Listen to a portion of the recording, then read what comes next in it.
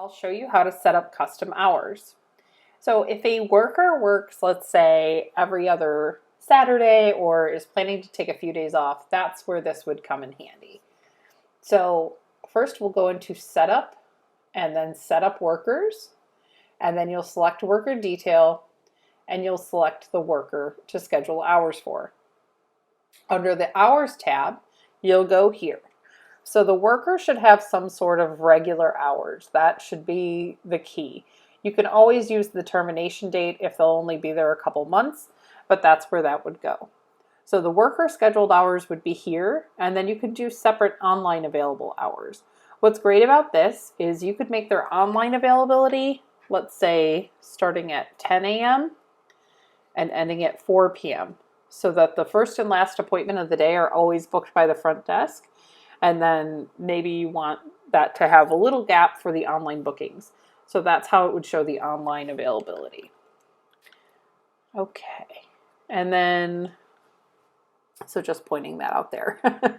Okay. Another way that we can customize this is using custom hours. So any custom hours will be listed down here below, and it will note any of the company days off. So any days the company is already off, you don't need to apply those for the worker. So here's an example, maybe for the next 2 months, I'm just going to choose a pretty generic date range. Every week on Saturday, she's going to be off.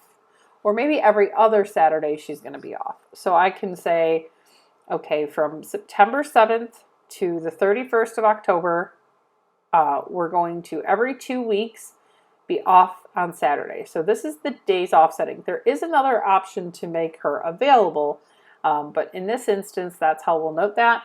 And then you can make a little note here and click save, and now you'll see that right here. And then if we went to, let's say, Saturday the 10th, save and exit. Oh, it's a good thing we check these things out. Okay, go ahead and save. If I go to Saturday the 10th, you'll notice Courtney is not on that day. Okay, and then if I go back to workers, worker details, something else I can do is do custom hours. So it's under that same location, and what the custom hours will do is it will say, okay, let's say, for example, on Friday, we can see that Shannon works this 10 to 5.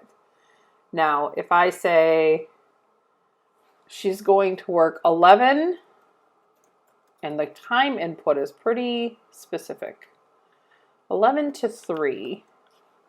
And you can do this repeated weekly if you needed, or every so many weeks, but I'm just going to do it for one day. I'm going to do it for this upcoming Friday from 11 to 3. And late start, early leave, and click save.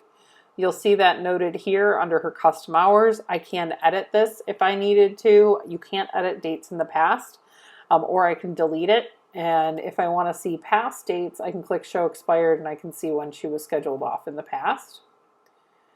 And then let's go ahead and save this. Sorry, guys. We'll go ahead and save this. And then if I go to my appointments and select Friday, you'll see Shannon has abbreviated hours. She's going to start at 11 and end at 3, just like we had noted. Thank you for watching. Have a great day.